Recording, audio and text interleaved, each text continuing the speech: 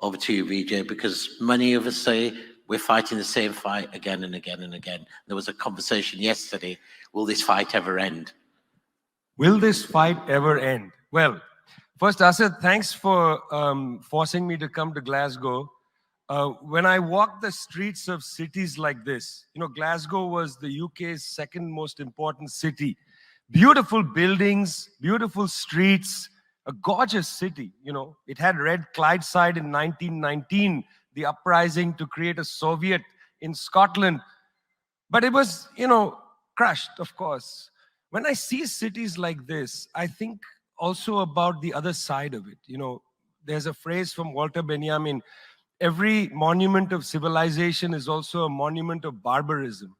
I think of the famines in Bengal, the jute workers in Bengal sending jute to Dundee through the Glasgow port.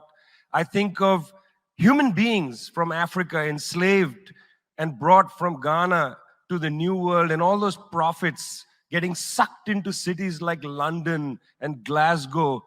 Between 1765 and 1938, the British Isles stole $45 trillion pounds from India, 45 trillion sterling from India. We never got paid for that. When the British left India, when we threw the British out, our literacy rate was 13%. So much for several hundred years of so-called civilization. Meanwhile, our landscapes were destroyed. Coal was foisted on India.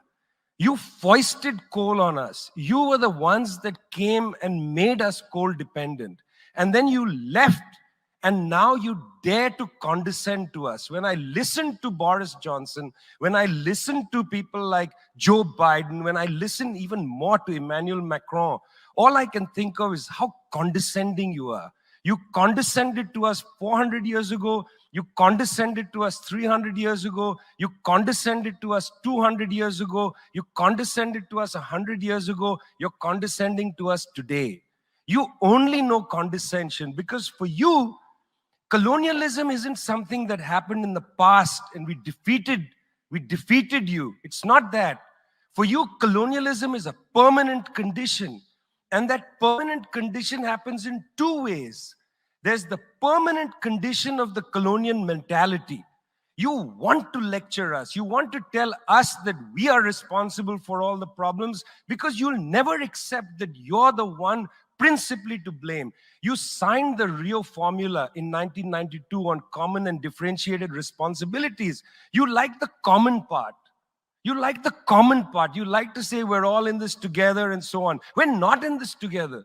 The United States, 4-5% of the world's population, still uses 25% of the world's resources. You outsource production to China, and then you say China is the carbon polluter. China's producing your buckets. China's producing your nuts and bolts. China's producing your phones. Try to produce it in your own countries and see your carbon emissions rise. You love lecturing us because you have a colonial mentality.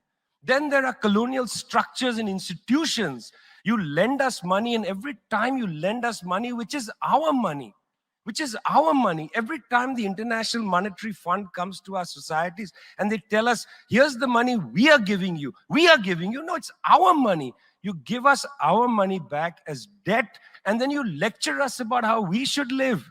It's extraordinary. It's not just a colonial mentality. It's the colonial structures and institutions which reproduce themselves year after year after year. And let me tell you something. The climate justice movement, not clued enough on this. Not clued enough on this. The climate justice movement is a movement that says we're worried about our future. What future? What future? Children in the African continent, in Asia, in Latin America, they don't have a future. They don't have a present. They're not worried about the future. They're worried about their present. Your slogan is, we're worried about the future. What future?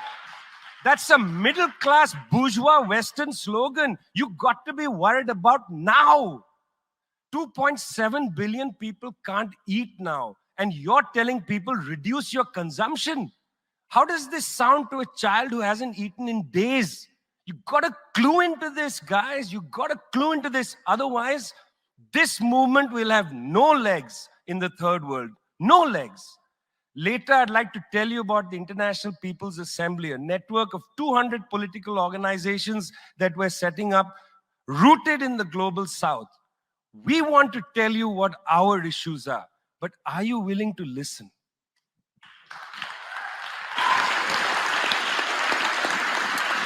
Thank you, Vijay.